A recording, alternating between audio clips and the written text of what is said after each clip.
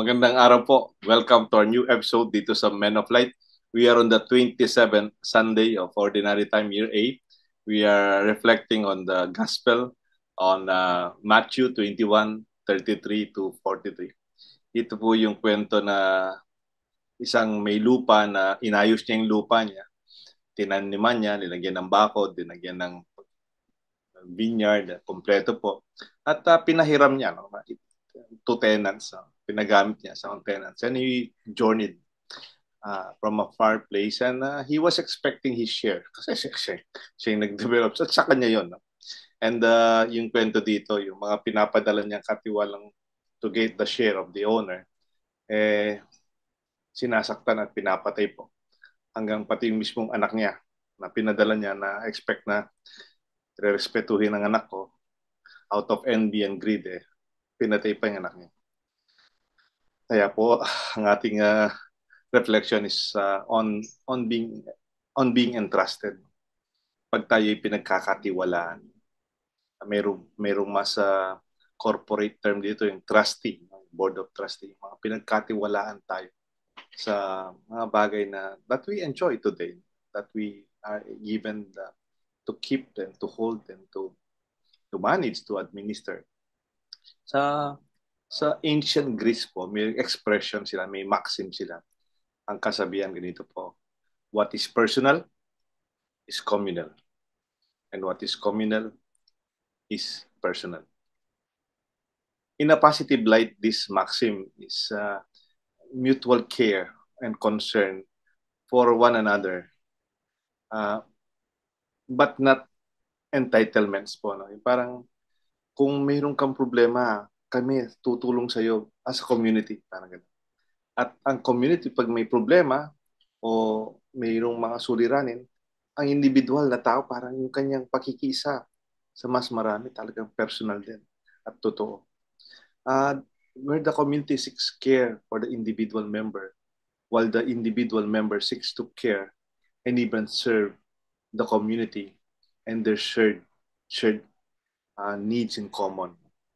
As a steward, if I may say, no, we have to understand and appreciate the impact of the actions to a bigger community and to the one who entrusted us. So, pag tayo pinagkatiwalan, like if you are a tenant, meron tayong responsibilidad sa susunod na gagamit ng lupa, sa susunod na gagamit niya. I'm a tenant ng lupa, kamukha ng sa Ebanghelyo. You can be using the tenant sa isang apartment, sa isang bahay. But you have to be responsible for the next user. Hindi naman tayo yung huling gagamit. Kaya nga, other than that, ultimately also, meron tayong pananagutan sa may-ari na nagtiwala sa atin. There are privileges, of course, of being tenants. But there are also limitations. We are entrusted. Ito po yung magiging kwentuhan natin. Tatlong part po yung kwentuhan natin. Yung unang part, kailangan nating matanggap na hindi sa atin kung ano man ang inahawakan natin. Even our life, the properties today, yung lupa natin, ultimately, we are not the owner. Sabi nga ni Father Edwin nung nagdi-discuss kami, the earth we did not inherit from our parents. We borrowed it from the next generation, the children. Mahalaga po na tingnan natin na hindi sa atin talaga. Sa simbahan ang tawag dyan, temporalities. Kala ko noon temporalities, pwede yung building, temporalities, also yung cathedral, yung lupa ng simbahan. Pero tayo rin mga tao, temporary lang. We are also temporalities in a sense.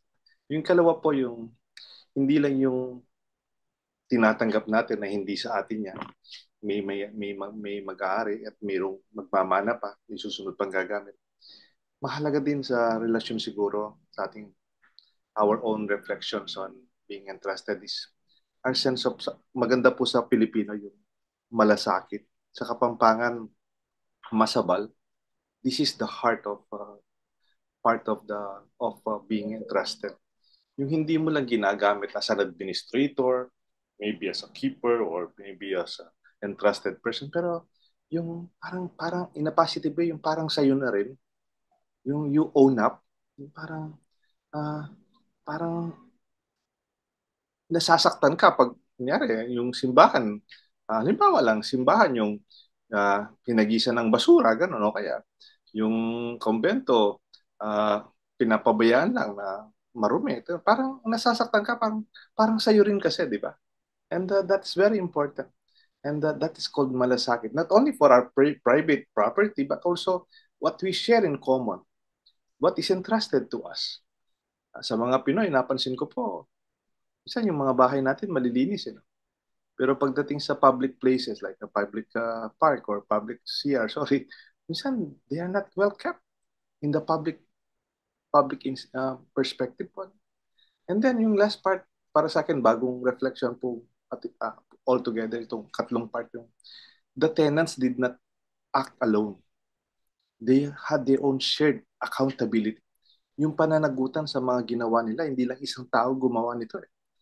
From their own greed and envy that led to their murderous and violent actions, hindi lang po isa yung gumawa. Magkakasama sila. Parang tinatawag natin systemic or some kind of a culture that brought about the sad story in the gospel.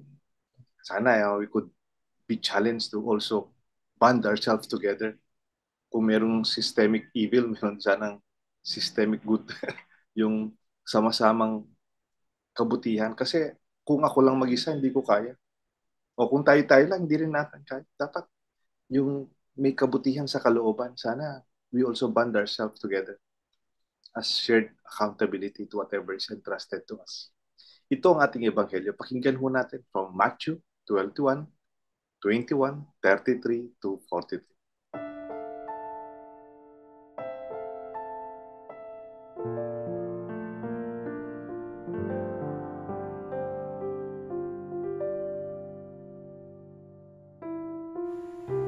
Pagbasa mula sa Ebanghelyo ayon kay San Mateo.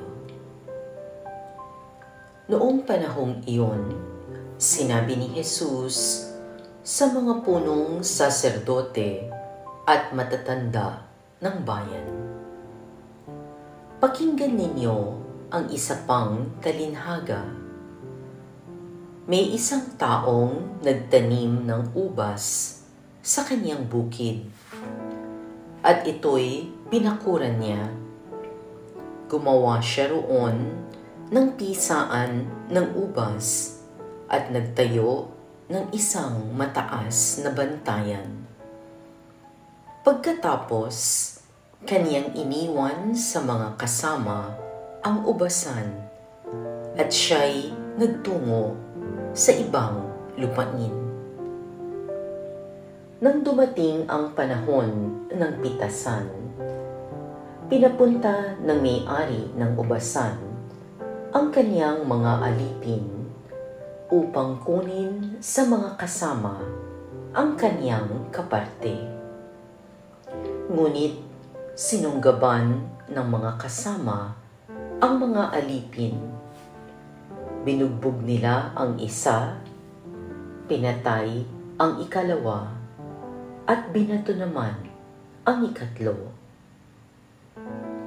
Pinapunta uli ng may-ari ang mas maraming alipin, ngunit gayon din ang ginawa ng mga kasama sa mga ito. Sa kahuli-hulihay, pinapunta niya ang kaniyang anak na lalaki. "Igagalang nila ang aking anak," wika niya sa sarili. Ngunit nang makita ng mga kasama ang anak, sila'y nag-usap-usap. "Ito ang tagapagmana. Halik kayo, patayin natin nang mapasa atin ang kaniyang mamanahin." Kaya't siya'y sinunggaban nila, inilabas sa ubasan at pinatay. Pagbalik ng may-ari ng ubasan, ano kaya ang gagawin niya sa mga kasamang ito? Sumagot sila, "Lilipolin niya ang mga buhong na iyon at papaalagaan ang ubasan sa ibang kasama na magbibigay sa kanya ng kaparte sa pahanahon ng pamimitas. Tinanong sila ni Jesus, "Hindi ba ninyo nababasa ang talatang ito sa kasulatan? Ang batong itinakwil ng mga tagapagpatayo ng bahay ang siyang naging batong panulukan. Ginawa ito ng Panginoon at ito'y kahanga-hanga. Kaya nga sinasabi ko sa inyo, hindi na kayo ang paghaharian ng Diyos, kundi ang bansang paglilingkod sa Kanya ng tapat." Ang mabuting balita ng Panginoon.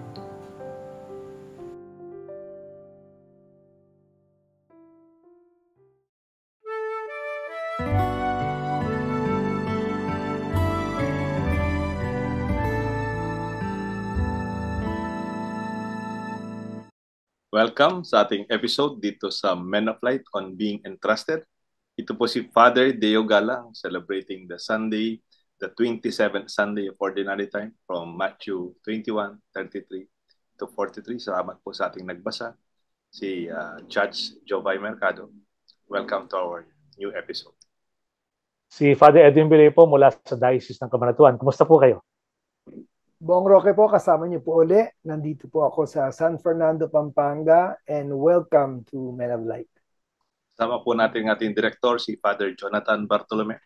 Pagdasal po natin si Bishop Ambo David with his companions nagpunta sa Rome for their Synod of Synodality. We pray for the blessings and guidance and the Spirit of God being with them in this very important gathering. Our church representatives and leaders. Ang unang reflection ho natin yung on being entrusted.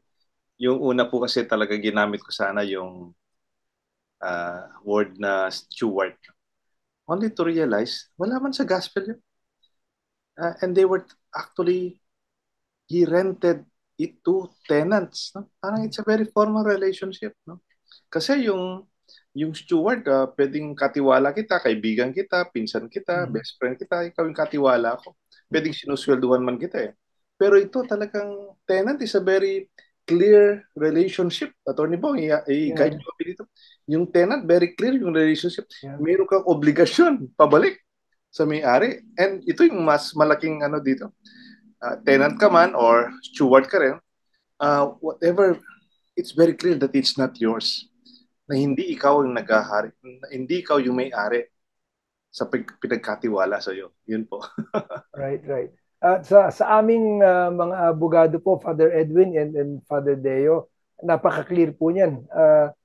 Although tinatawag natin na tenant, ang tawag namin sa mga abogado niyan, contract of lease. Yeah. Di ba? Contract of lease. At normally, dalawang partido po yan. Yung may-ari ng lupa at saka yung lessee. Yung may-ari ng lupa tinatawag na lessor at yung nangungupahan ay tinatawag na lessee. Now, bakit gumagawa ng distinction? Kasi nga po yung sinasabi ni Father Deo, the lessee can never be the owner. Hanggang tenant lang siya. Iba yung karapatan, powers and authority ng may-ari at iba rin yung responsibilidad ng nangungupahan. Pero yung nabanggit din kanina, yung tenant, meron ding element na pinagtiwalaan siya. Kasi ang dami sigurong pwedeng tenant, di ba? Pero yung nakapasa, yung kinuha ng owner, may tiwala na rin siya na, o sige, ipapaupahan ko sa iyo ito. Meron ng ganun eh, meron ng tiwala talaga. Eh nakuha niya yung kanyang rerentahan. Yeah. At gusto ko pong yung parang gawin nating mas malawak ng konti yung reflection natin other than the specific gospel na may lupa, tapos pinahiram, pinagamit sa tenants. Maybe we can see ourselves as the whole humanity as tenants of the environment that we are using. Halimbawa, itong ilog, ang pangalan ho ng aming parokya, barangay, Sapang Bato. Meron po kami malaking creek dito. Sinasabi ng matatanda noon, may buhay pa ito matatanda. Nung bata kami, Father, ang linis-linis niyan. Lumalangoy kami dyan. Clear. Tapos may isda. Ngayon po, punta kayo dyan. Konting-konti na lang yung tubig. And you don't even want to dip your hand sa tubig. Hindi lang dahil marumi. It might even look contaminated. Kaya nga po, if we see ourselves as tenants of this land or this land of this place, no? Pinagkatiwala sa atin yung ilog, yung sapa, yung dagat, yung bundok, yung gubat, yung lupa, and then we realize may responsibilidad tayo, di ba, Attorney Bong? Right. After the lease, after the contract, we have to go bring it as it is, di ba? If not, better. Father Deo, magbabacktrack lang po ako ng one step backwards. I believe the basis of that is yung sa Psalm 24 na the earth is the Lord's and everything in it. Yeah. Very, very clear sa Psalm yun eh. Psalm 24, hindi po ako nagkakamali. The earth is the Lord's and everything in it. So, sabi nyo nga, kung mas malawak ang ating pinag-uusapan, talaga ang buong sanlibutan, the whole earth is really the Lord's, and at the end of our life, we are obligated rather to return it to the Lord, who is the owner of it. Amen. Yung naging problema nitong mga tenants nga, sabi ko nga parang inangkin nila yung hindi kanila. At palagay ko talagang mayroong malaking epekto yun pagka we treat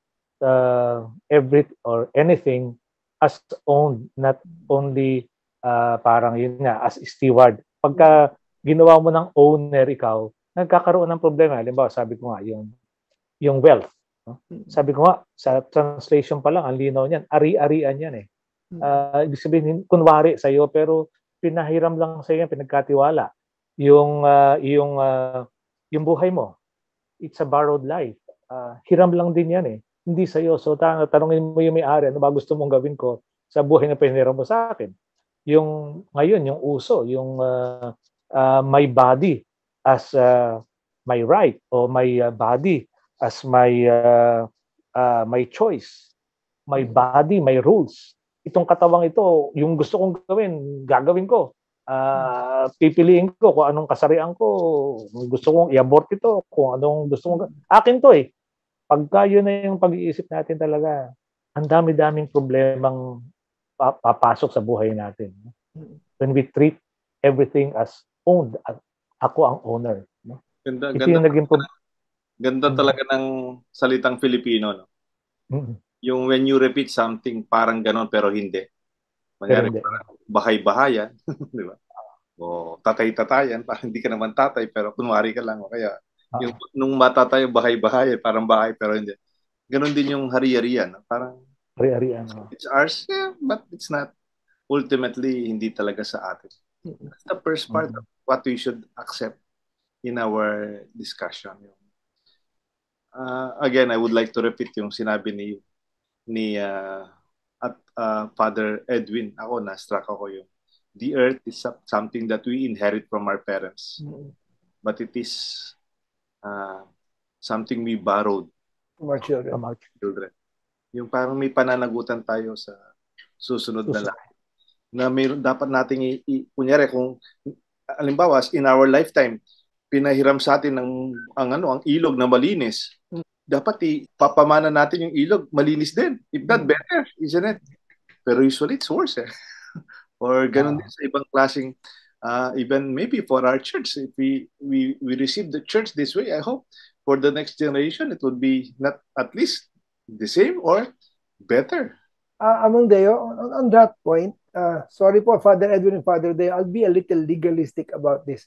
Pero yung punto po ni Father Deo is even from a legal standpoint, the same. Kung ikaw yung nagpapaupa, sisiguraduhin mo nandoon yung provision na at the end of the contract of lease, you should return the leased premises in the same condition as you received it.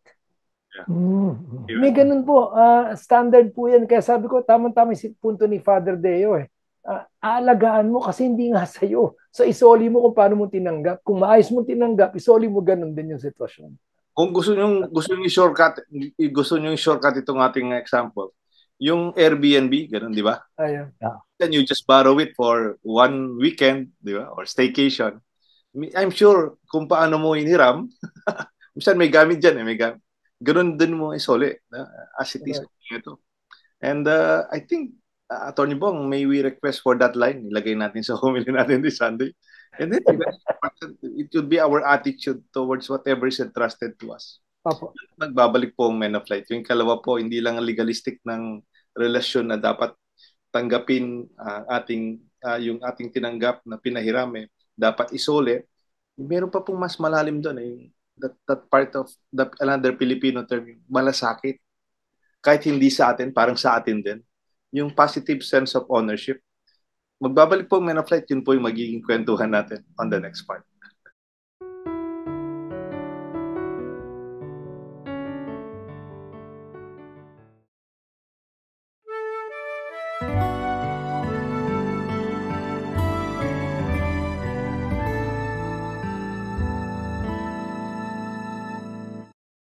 Welcome back sa Men of Light. Nasa ikalawang part na natin kwentuhan sa ating Gospel from Matthew. Ang ating Gospel from Matthew 21, 33 to 43. Kasama po rin po natin si Father Edwin Belay, si Attorney Bong Roque. At our title On Being Entrusted. Ang kwento ng mga pinagkatiwalaan, tenants. At the owner, the master of the land is expecting to get his share. Pero sinaktan, pinatay, pati anak niya. Yung una, yung discussion ho natin, napaka-focus on the role of the tenant, the formal expectation from a tenant and lessor-leasing relationship. May obligasyon na never, sabi ni Atty. Bong, never na yung leasing ay magiging owner. Unless maybe there's another contract na there will be a purchase of land. No? That's another thing. Pero other than the formal relationship of being a lease and lessor, pinagkatiwalaan, if I may say, meron ting part na Pilipino, yung tawag nating malasakit. This is another value that we would like to add into our discussion. Pwede kasing I just return it as I just received it. Very minimum, very minimum. But we can go beyond that. Pag pinagmamalasakitan natin, tama ba yun sa Tagalog? Father Edwin, ikaw yung pinagmamalasakitan natin yung pinapagamit sa atin. And sabi ko we are not only called to become maintenance officer, but we are called to develop it, developer. Parang make it better, make it beautiful, to push on to creation towards is closer to perfection. Parang ganun ba? Pagmamalasakit. Sa Kapampangan, malinaw din yun. Attorney Roque, di ba yung Attorney Bong, yung masabal. Masabal. May emotional part na nasasaktan ka pag tinatapunan lang ng basura yung public park natin. Right. Okay. Yung simbahan natin, pinapabayaan. Ganun. Parang malasakit ang tawag doon. And that's a very important part of how we look at everything that is entrusted to us. Yeah. Yung malasakit, lagi kong nagagamit ito minsan na example. Yung limbawa, kapitbahay, umiram sa'yo ng kaldero. Pagbalik, wala na yung takip. Wala nga. Sabi ko, parang hindi na makakaulit yun. Hindi na makakahiram ulit. Bakit napabayaan? Or limbawa, humiram ng sasakyan. Full tank ko pinahiram sa'yo. Pagbalik mo sa akin, empty. Tapos marumi. Walang baka hindi ka na makakahiram ulit. Yun yung malasakit. Yung meron kang respeto, pagtingin doon sa nagpahiram sa iyo na mas matutuwa siya kung ito yung gagawin ko, no? Pag-iingat, baka yung kaldero, lagyan ko pa ng ulam, gano'n, para pagbalik, baka pwede pang makahiram ulit. Gano'n. Yun yung malasakit. Meron kang iniisip na mas maganda at mas matutuwa yung hiniraman mo. Yun yung malasakit. Agree po ako doon, Father Edwin. Kanina, during our discussion, may nabanggit din po kasi si Father Deo na parang nagmamalasakit ka kung yung ipinahiram sa'yo ay parang meron ka rin positive sense of ownership. Siyempre, dun po sa first part, sinabi namin kanina na hiwalay talaga, the lessee will never be the owner. Pero meron siyang sense of ownership na parang pinagamit, pinahiram sa kanya, ay parang siya na rin na may-ari. He cares for that thing in a way na parang siya na rin yung may-ari. Yun po yung sinasabi niyo, Father Edwin, no? Oo, tama nyo. Yung, di ba, yung sa atin, nagbibiroan tayo, ituring nyo ng bahay nyo ba to? Ganun. Parang, sabihin, feel at home, no? Yun ang gusto nating mangyari. At yun nga, maging may malasakit at may pagmamahal ka dahil parang sa iyo to, may kasa sukasa, ganun. Parang yan ang imbitasyon natin sa mga kaibigan natin, ano? Own up, sabi nga ni Father Deo kanina. Meron din na Attorney Bong, no? Father Edwin, yung ibaligtad natin sinasabing positive ownership ni Attorney Bong. Meron din na negative sense of ownership, yung hindi naman sa atin to, di ba? Pabayaan mo na, hindi naman sa atin yan di ba? Hindi naman maglilinis dyan. Hindi naman sa atin yan. Ba't pagkagastusan? Why do you exert effort to care for it? Hindi naman sa atin. I think that is the negative expression. Parang sense of ownership na makitid lang. Hindi naman sa atin yung ilog Hindi naman sa atin yung park, yung playground, hindi naman yung patio, yung simbahan. Among Deo, para ako nakarinig ng mga standard line ng ano diyan, ng mga empleyado. Katrabaho lang ako dito, hindi naman ako magiging may-ari ng kumpanyang ito Yeah, diba? So kulang ng malasak. So, gagawin lang yung barest minimum, Father Edwin, Father Deo. Di ba ganun nangyayari? Kasi empleyado lang ako. Ganun. Parang ang tawag yung minimalist. Bibigay yung kung ano lang yung basta baka 8 to 5 15:30 yun ang importante. Pero yung yung lampas doon hindi na akin yan, hindi naman atin to, hindi naman tayo yayaman yan, ba't mo papagmamalasakitan niya. Ganun. Problema yun. Attorney Bong, Father Edwin, sa tingin ko, we have a long way to go pagdating sa ganyan. Kunyari yung mga natin, mga ilog, yung mga kanal, mga park, public restroom. Siguro nagiging malinis yung mga public restroom kung nasa private gas station, gano'n. Naka-aircon pa, pero privately managed. Pero yung under public care, parang talagang ina pa tayo dyan. May kwento ako sa inyo, Attorney Bong. Apo. Father Edwin. Yung may isang pari noon, very young priest, na-assign na parish priest. Kaya lang yung simbahan, ginagawa pa, ginawang parish priest. Under construction pa, hindi pa tapos. No? So siya yung basal, yung pinakaunang parish priest. So, yung gamit nila, very exposed, wala pang door, wala pang bakod yung kanila simbahan, open pa. Minsan pa naman ninakawan yung secretary, yung drawer ng secretary. Hindi naman maraming pera, pero pati yung cellphone ng secretary kinuha, yung ginagamit na cellphone sa parokya. At saka yung bare-bare doon. Kakalungkot, no? Tapos minsan nagsha-shower itong pare. Kinukwento niya, sa shower sana siya. Una, may tubig may jetmatic sila. Tapos nung patapos na, sabi niya, ba't walang tubig? Sabi niya, jetmatic. Sumigaw daw, tinawag yung sakristan, ba't wala tayong tubig? Father, ninakaw po yung makina. Yung makina ng Makina ng pump, yung pump. Water pump. Oh my goodness. So nung Sunday na yon, nagmisa si Father, Kapampangan na pare, kinuwento niya na nawalan yung secretary natin. Okay pa sa amin. Kaya lang, nawalan din po yung ating jetmatic pump, no? Nakakatakot po, sana magkaroon tayo ng sa Kapampangan malasakit sa ating simbahan. Sa atin po ito. Hindi po sa akin, sabi, I come and go. Sa atin po ito, mananatili po sa atin to. Alam mo, may parang teenager na, parang siguro mga 19 years old na nagsisimba. Narinig niya yung pare, sa atin to.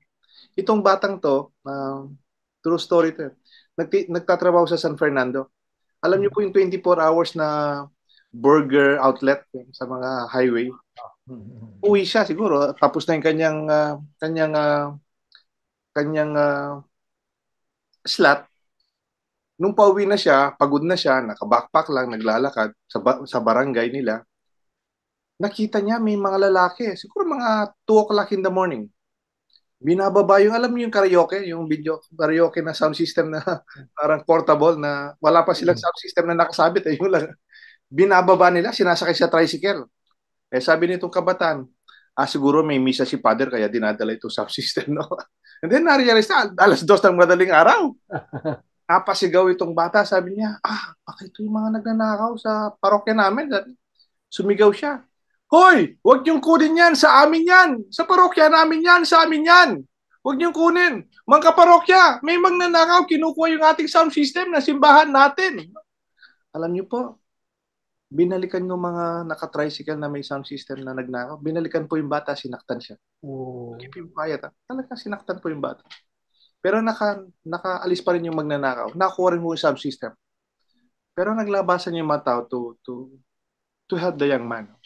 Alam nyo, since then, wala nang nagnakaw sa simbahan. Hanggang natapos. Because one boy shouted, sa amin yan. Sa amin yan. I think dito tayo pupunta sa ikatlong punto. When you have a sense of shared accountability.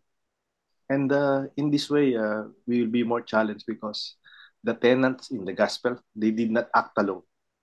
They were in cahoots. They were doing the evil things together, the murder, the abuse. It's a culture that they've been working on and then doing together. Kaya ito po yung magiging reflection natin on the third part.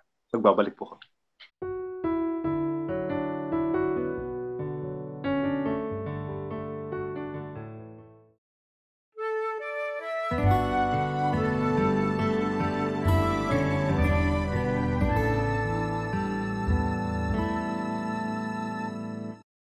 Welcome back to ating episode on being entrusted. No? Pinag-usapan natin yung mga tenants na medyo nag-abuso sa pinagkatiwala o pinahiram sa kanilang lupa. Nasa ikatlong part na ho natin yung what we are facing here is that individual abuse of trust, no? Pinagkatiwalaan. They were acting together. They felt the same greed. Ayaw nilang share yung kanilang maybe harvest. And they had the same envy from the son of the owner. Then they shared the same murderous evil action. Sinaktan at pumatay sila ng mga tao. Hindi po isang tao lang yan. They were doing it together. Kaya yung first part natin, yung kwentuhan natin, the second part, there was this one young boy who shouted, amin yan, sa amin yan. Huwag niyo pong kunin yan, sa amin po yan. Mga kaparokya, kinukuha yung ating sound system. It took one boy. The truth is, totoo naman, sinaktan po yung bata. Para manahimik siya. Pero since then, wala nang nagnakaw, sabi nga natin. I think, ganyan din siguro yung ating third reflection. Note that the entrusted tenants in the Gospel of Matthew 21 speaks about shared accountability. Yung pananagutan, hindi lang isang tao. It's not only one person, but it was a communal responsibility. The tenants were together in their feeling of greed and envy that led to their murderous action. Ako, malakas po yung dating nito kasi even in our society today, ganyan din po eh. Marami po yung mga parang kung may kasama nangyayari, kundi hindi man po kasi minsan pwede rin yung may nag-away na kabataan dyan, di ba? Nag-away o isang sorry po, nagsaksakan, gano'n. Parang it's an individual thing eh. Pero yung nakakatakot yung systemic. Yung parang it is not done alone. May tawag pa dyan eh. Yung mga parang it's already expected. Parang gano'n. Mayroon tang standard operating procedure na parang talagang ganyan. And it does not take one person to allow this thing to happen. Kung siya lang yung mastermind, parang it's a cooperation of many levels. Kaya napakahirap pong address nito. Father Edwin. Ang tawag diyan sa atin sa social action, di ba, yung structural sin. Yeah. Yung parang it is already embedded in the system. At talagang totoo yung force of corruption. Napakalakas niyan eh. Yung bang gusto mo maging mabuti pero kasi this is how they operate. it is the standard operating procedure, wala ka na magawa kundi masama na doon. Napakalakas ng force of corruption na yan eh. Kaya nga sabi ko, itong mga tenants na ito, yun nga, nagkasundo sila, hindi, patayin natin ito. Ano to eh, kakompetensya, no? Yun yung naging pag-iisip nila eh. At parang nandun na sa system nila na we have to do this kasi we have to be the owners. Atin na to. Angkinin na natin to para wala nang gumulo sa atin, pati yung anak. Ligpit na natin yan. Sabi ko, ako po eternal optimist ako, Father Edwin, Father Deo eh. I believe kung merong mga parang ganito like-minded tenants kagaya nung nasa gospel, I'd like to believe there are also like-minded, good and faithful stewards who are willing to go against the flow at hindi natatakot. Pero yung palagi natin naririnig to, yung they know they can make a ripple effect. Yeah. Gaano man kaliit yung maganda na ginagawa nila, alam nila magkakaroon. Hindi ko lang po mapalampas din ito kasi nasa second reading po natin sa Philippians 4. Sabi ko, itong mga like-minded, good and faithful stewards, ito, probably sila hindi describe ni St. Paul sa second reading, yung those who think what is true, honorable, just, excellent. Ito yung mga good and faithful stewards na who are willing to, sabi nga ni Among Deo, share the accountability for the greater good. Amen. Totoo yan, totoo yan, Atty. Bong, yung, di ba, nabanggit natin kanina sa discussion, a syndicated evil can only be overcome by a syndicated good. Ganda. Hindi talagang kung yung sindikato sa masama lang, pwedeng magsindikato, magsama-sama yung mabubuting tao at pag-usapan paano yung mabuti, ano yung mabuting gawin, no? A syndicated good is the only solution. Ganda. Ayun, kung may expression na misery loves company. I think even evil loves company. Parang lumalakas yung loob mo pag hindi lang ikaw gumagawa ng hindi mabuti.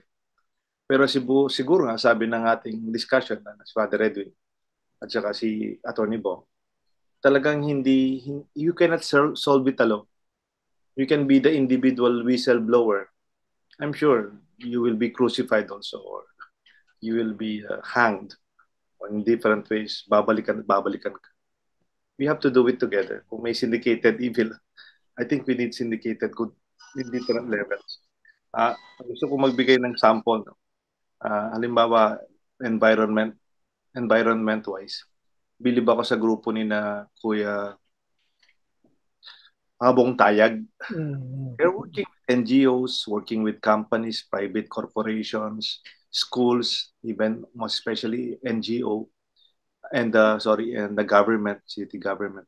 They are protecting and revitalizing hindi lang tree planting, yung parang yung watershed dito sa lugar ng parokya namin sa Sapang Bato. And they are doing it long term. Ang title ng kanilang grupo, yung pangalan ng grupo nila, Subli. To return. Parang to return, isoli, Subli. Parang the concept itself, ako, gustong-gusto ko yung parang pinahiram sa atin ng Diyos ito eh. We are tenants. Sana isoli natin. At least how we received it. Kasi nakakalbo na yung, or nawawalan tayo ng tubig. Lalo na, dito sa side ng island. Pero sana isoli natin. And they're not doing it alone. I'm very happy to hear, no? Minsan, 1 hektarya sa isang korporasyon, kalahating hektarya sa isang organisasyon. And they're doing it long term. And then may iniiwanan silang magtatrabaho to take care of the trees. No? Meron pa isang grupo, Atty. Bong, yung FLAG. Ano nga siya? Yung Free Legal Assistance Group. Yung Free Legal Assistance Group nung unang panahon na nasa sakop ako. May nagpapasalamat na taga rito, no? mga simple poor farmers. They were assisted by FLAG, no?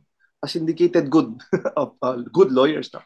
And they protected them from land grabbers here kasi tataka yung hindi taga rito, galing sa ibang probinsya. Hindi ko alam kung saan sa South. Nabalitang ganun din yung trabaho niya doon. Bigla siya nagkalupa dito at they are being pushed, no? May mga goons na may baril, no? And because of this syndicated group, no, they were able to bring back their land. Ang ganda po. Pro bono yun, Father Deo, walang bayad. They are Bayad good. yun. Meron pa yung young lawyer group na yan na medyo tingnan ko kung anong pangalan nila. And they are very inspiring. Right. Sabi nga natin, if there are tenants who syndicated to murder the son of the owner and their mga pinagkatiwala niya, I believe we should also group ourselves to do our share together to make a difference in our lifetime and hopefully beyond. Pagbabalik po, Men of Light, we will be reading some of the Facebook messages at saka mga greetings and birthday celebrants. And Attorney Bong Roque will lead us in a final prayer and Father Edwin will bless us. Amen.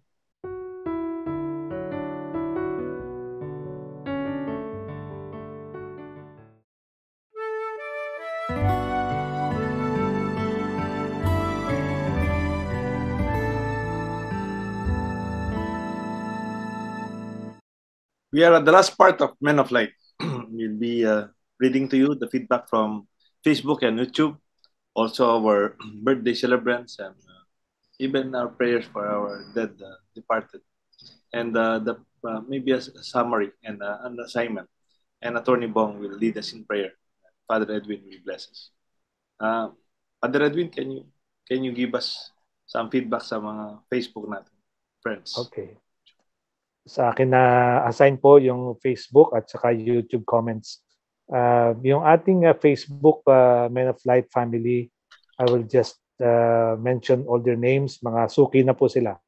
Pinapangunahan ni Dora Lopez, Elizabeth Curaming, Leticia Balitaan, Tony Flores, Sian Kyle Flores, si Edgar Yap, yung kanyang summary, talaga pong regular yan.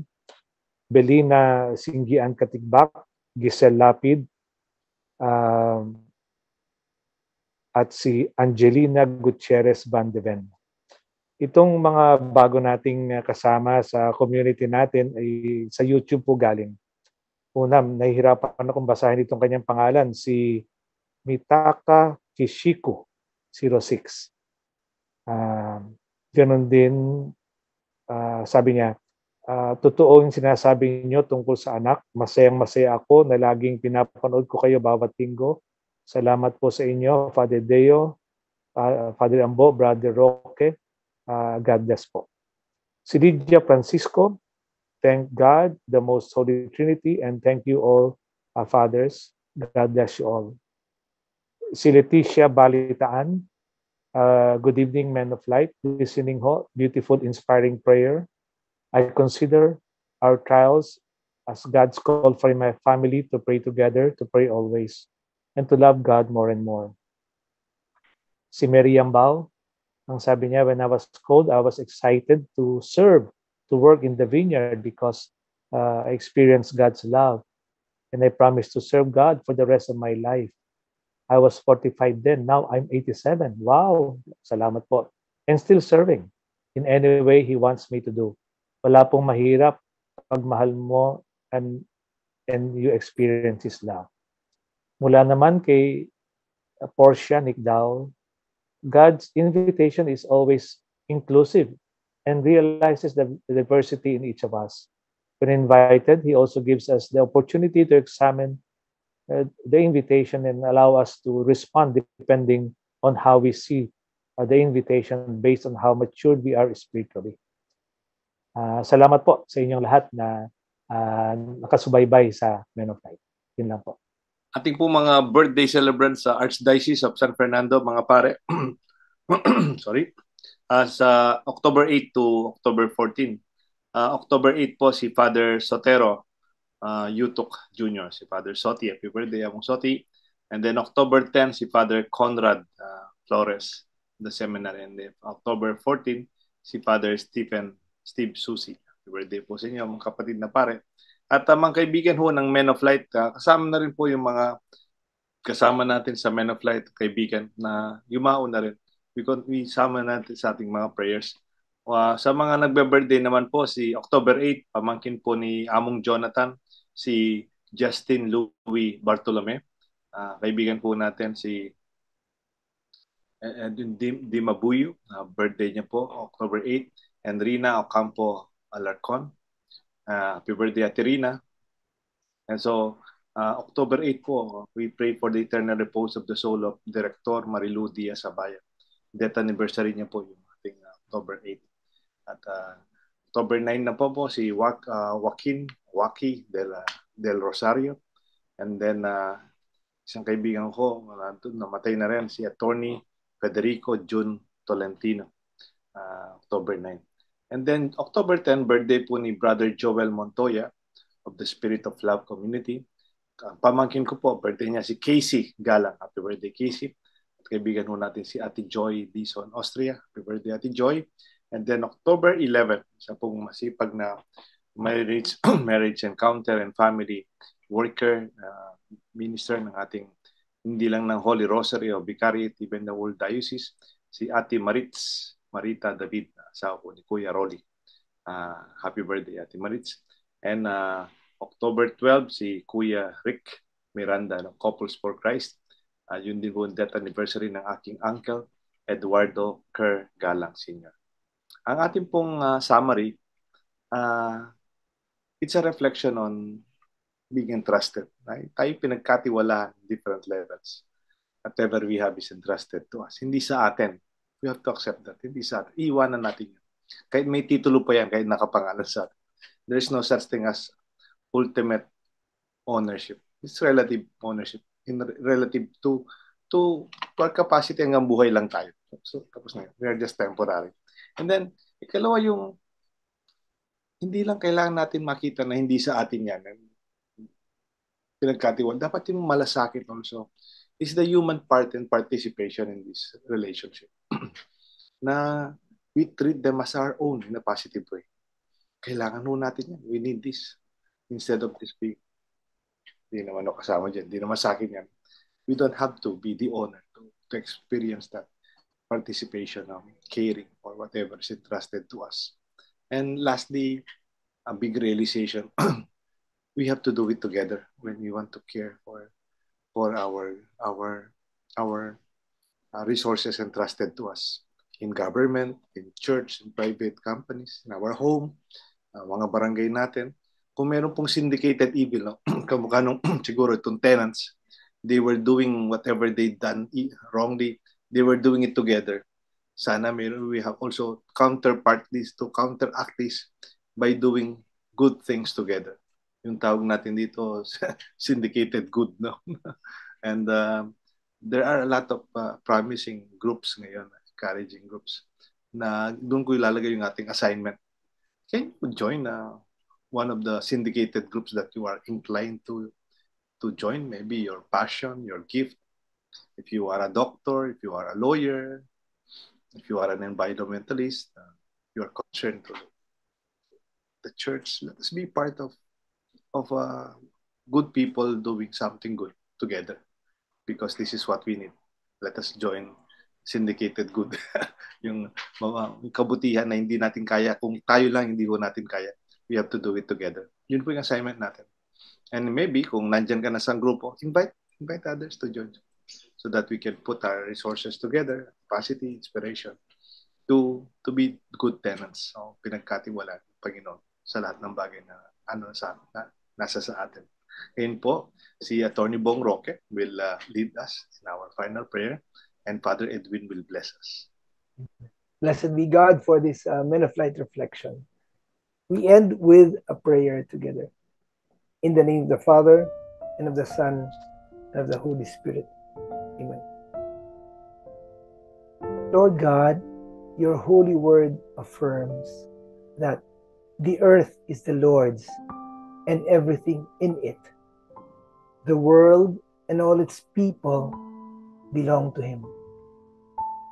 O Lord, how haughty of us to even claim that we have worked hard for is ours, and that we are deserving of whatever it is that we have. No matter how difficult it may be for us to admit it, we have really forgotten that we have not brought anything into this world, and that all that we have was given to us by our gracious God. We repent, O Lord, for claiming as ours what is rightfully yours. As you open our eyes yet again today, we once more acknowledge that everything we have, everything we are, and everything that we will be is from you. Our health, our incomes, our jobs, our talents, our material wealth, and even the people you entrusted us to our care. When we forget, constantly whisper in our hearts the reminder that we are but temporary guardians of your abundance, that we are only stewards and caretakers of what you have entrusted to us, and that we should not hold tight to the things that we should actually let go of, and that at the end of our lives, we are to make an account of whatever we have been entrusted with. Yes, Lord God, starting today, we beg you to make us good and faithful stewards of all your bounty. And as your stewards, let our minds be filled with everything that is true, honorable, just, and excellent, so that when our earthly life is ended, we can hear you say to us, "Well done, good and faithful servant. You have been faithful in small matters. I will set you over much. Come, share your master's joy." To you, my gracious Father, I give praise and thanksgiving through our Lord Jesus Christ, your Son, who lives and reigns with you in the unity of the Holy Spirit. You are one God, forever and ever. Amen. And the Lord be with you. And with your spirit. And may the blessings of Almighty God, the Father, the Son, and the Holy Spirit descend upon you and remain with you forever. Amen. Amen. Panimong, thank you very much for a wonderful prayer. It summarized our discussion very well. Praise God. Praise God. Always very inspiring.